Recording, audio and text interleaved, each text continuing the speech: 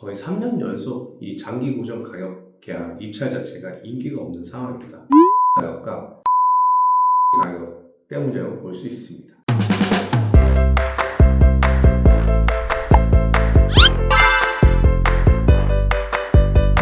안녕하십니까. 주식회사의 위제 박세호입니다. 오늘은 태양광 발전 사업 시장에서 가장 큰 영향을 미칠 수 있는 제도인 태양광 고정가격 계약 입찰 결과에 대해서 간단히 공유를 하도록 하고, 왜 요즘 이런 태양광 장기 고정 가격 계약이 인기가 없는지 한번 리뷰를 하도록 하겠습니다. 태양광 고정 가격 계약 같은 경우는 보통 1년에 한 2번씩 입찰이 떴습니다. 상반기 한 번, 하반기 떴는데 실제로 24년에도 한 번만 진행했고요. 25년에도 결국 딱 한 번만 진행한 것 같습니다. 이번에 25년도에 진행된 태양광 고정 가격 계약에 대해서 9월 초에 실제 입찰 결과가 나왔습니다. 계속 몇 년간 태양광 고정 가격 계약 경쟁 입찰 총 용량은 1기가와트, 총 1메가와트였습니다. 계속 내용은 변경이 안 되고 있고요. 접수 용량은 총 297개소, 51.924메가와트가 접수를 했습니다. 많은 분들이 사실 이미 예상을 했고요. 실제 이 1기가와트의 용량을 다 채울 수 없을 것이고, 거의 저희 블로그나 이런 유튜브를 통해서 실제로 이 입찰 자체가 인기가 좀 있을 가능성이 상당히 적다고 말씀드렸었는데, 역시나 51.924메가와트밖에 접수를 하지 않았습니다. 그래서 약 접수 용량은 입찰 물량에 비하면 약 5% 정도밖에 안 됩니다. 그래서 24년도보다 오히려 신청 물량이 더 저조한 상태입니다. 아시다시피 경쟁률 같은 경우는 입찰이 미달을 하게 되면 100% 선정은 아니고요. 강제적으로 경쟁률이 1.1대1로 조정이 됩니다. 입찰 신청한 297개소 중에 강제로 이걸 1.1로 만들어서 이걸 1로 해서 실제 279개소만 선정이 되는 그런 구조입니다. 그렇기 때문에 이 태양광 고정가격 계약 입찰할 때 무조건 단가를 무조건 최대로 놓고 무조건 신청한다고 다 되는 건 아니고, 어찌됐든 간에 떨어지는 약 10%의 발전소가 있으니까 그걸 감안하셔서 진행하시면 될 것 같습니다. 최종적으로 선정된 물량은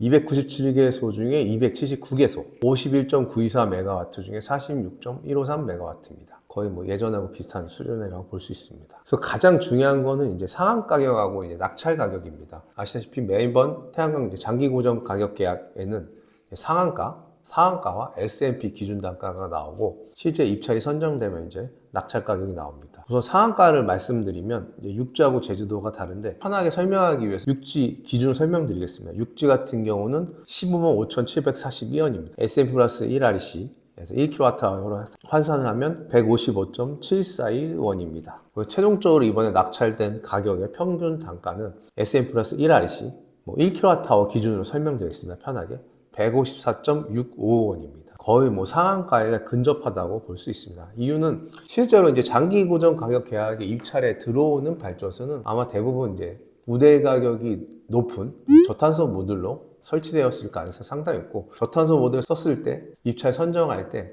평가할 때 가점이 많기 때문에 거의 상한가로 아마 넣었을 가능성이 높습니다. 입찰할 때 여러 가지 조건이 있습니다. 완공 기일이라든지 여러 가지 조건이 있는데, 그것 중에 최대한 조건이 좋은 발전소 같은 경우는 거의 상한가로 나와서 선정이 됐을 거라고 생각을 합니다. 그래서 거의 상한 가격이나 낙찰 가격이 거의 갭 차이가 엄청 안 나기 때문에 큰 의미는 없다고 볼 수 있습니다. 그렇다면 24년도에는 어땠을까를 한번 리뷰를 한번 해보도록 하겠습니다. 24년도 역시도 공고 용량은 1기가와트, 총 1000메가와트였습니다. 24년도 같은 경우는 1000메가와트 입찰에 448개소, 총 80.032메가와트가 접수됐습니다. 그래서 역시나 입찰 용량 미달로서 경쟁률은 자동으로 1.1대1로 조정이 됐습니다. 그래서 최종적으로는 429개소, 71.693메가와트가 선정이 됐습니다. 25년도 거보다는 좀 더 선정이 많이 됐습니다만, 역시 그 당시에도 공고 용량의 10%를 채우지 못한 상황입니다. 상한가 기준으로 봤을 때는 올해보다는 약간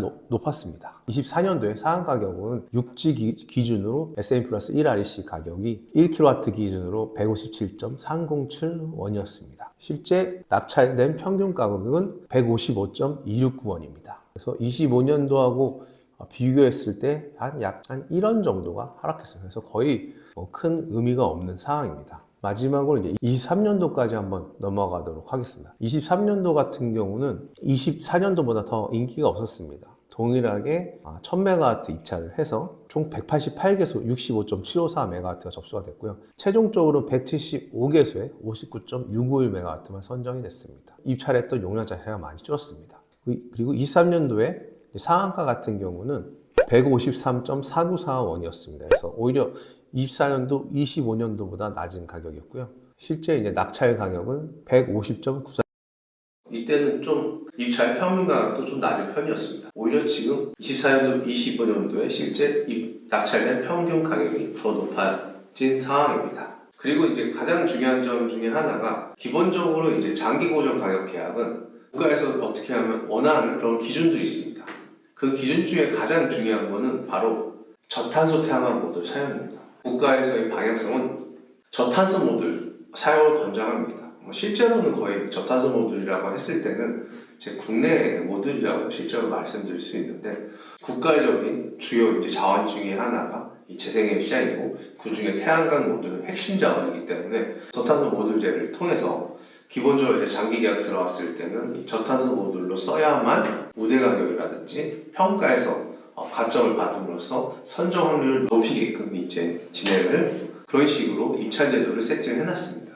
실제로 해서 25년도 고정가격 계약 경제협상 평가 기준을 봤을 때는 입찰 가격 100점 만점에 입찰 가격이 배점이 70점입니다.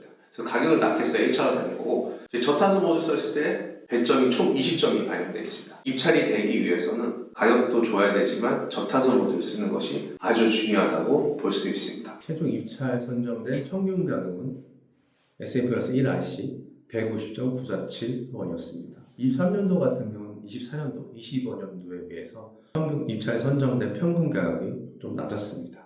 어쨌든 간에 지금 거의 3년 연속 이 장기 고정 가격 계약 입찰 자체가 인기가 없는 상황입니다. 그래서 왜 그런지 한번 검토를 해보도록 하겠습니다. 가장 큰 이유는 S&P 가격과 현물 시장 RC 가격 때문이라고 볼 수 있습니다. 한번 육지 기준으로 설명을 드리도록 하겠습니다. 최근 1년간 육지 S&P 가격을 보면요. 우리 사이트에서 데이터 기록이 잘 되어 있는데 쭉 보다 보면 거의 110원에서 120원 선에서 유지가 되고 있다는 걸 알 수 있습니다. 3년으로 생각하면 엄청 비쌌을 때도 있지만 실제 한번 떨어지고 난 이후에 봤을 때도 120원대를 유지를 하고 있습니다. REC를 살펴보도록 하겠습니다. REC를 봤을 때 24년 하반기에는 연말에는 지금보다 가격이 좀 높긴 했지만 지금은 거의 70원대 이상으로 계속 안정적으로 유지가 되고 있습니다. 3년 기준 봤을 때 훨씬 더 높은 적도 있었지만 여전히 지금까지도 70원대 이상 유지가 되고 있습니다. 이 뜻을 보면 지금 장기 고정 가격 계약이 없더라도 S&P 플러스 1REC 가격은 S&P 120원, REC 70원, 최소한 190원에 팔 수 있다는 그런 뜻입니다. 근데 25년 장기 고정 가격 계약 평균 입찰 가격을 보면 154.65원입니다. 실제로 현무시장 가격하고 갭 차이가 약 35원이 있습니다. 킬로와트아워당 35원의 갭 차이는 1메가와트의 태양광 발전소 기준으로 했을 때는 연간 매출 차이가 약 4,500만 원입니다. 사실 절대 작지 않은 금액이죠. 발전사업주 입장에서는 이 4,500만 엄청난 금액입니다. 여전히 현무시장에서 거래를 한다고 했을 때 장기 고정 가격 계약보다 훨씬 더 높은 가격으로 매출을 올릴 수가 있습니다. 근데 실제 요즘 태양광 시장 한번 현장을 한번 보게 되면 크게 이제 자가소비용 태양광 사업과 발전 사업이 있습니다. 기업 같은 경우는 탄소중립이나 아리백, 전기요금 절감을 위해서 자가소비용 태양광을 많이 설치합니다. 이런 경우는 이제 정부 보조를 받아서 하는 경우도 있고요. 자체적으로 하는 건 맞습니다. 하지만 이제 기업의 특성상 태양광 국내 브랜드의 태양광 모듈을 선호하는 경향이 있습니다. 그리고 또 보조금 사업 같은 경우는 이제 저탄소 모듈이 필수죠. 그렇기 때문에 이런 국가 자가소비용 태양광 사업 같은 경우는 어느 정도 저탄소 모듈 사용이 될 가능성이 높다고 볼 수 있습니다. 근데 발전 사업 같은 경우는 태양광에 대한 투자를 해서 순수하게 수익을 올리는 사업이 많습니다. 그렇기 때문에 어쨌든 가장 중요한 것은 초기 투자비를 가장 적게 하는 게 중요합니다. 실제로 지금 국내 태양광 모듈하고 중국산 태양광 모듈하고 와트당 가격 차이가 엄청나게 많이 납니다.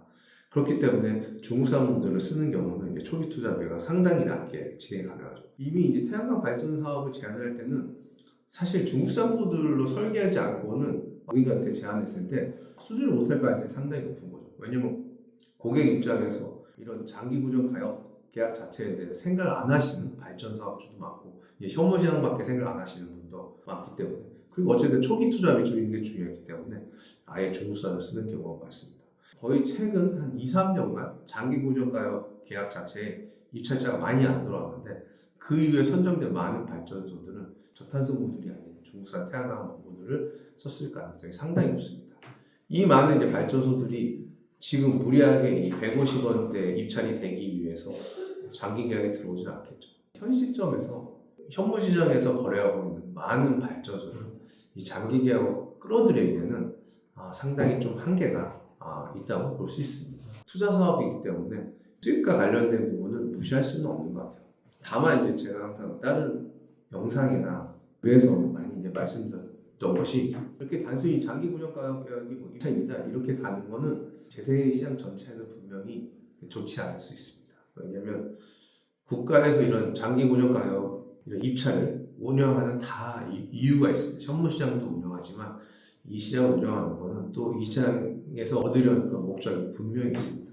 그런데 이렇게 이런 장기 고정 계약이 계속 인기가 없는 상태로 전체적으로 재생의 공급 단가가 높이 편성된 현물 시장 거래가 활성화하게 되면 이 부분에 대해서는 분명히 정부에서 어떤 재생의 정책 변화를 아마 계속 진행하려고 할 겁니다.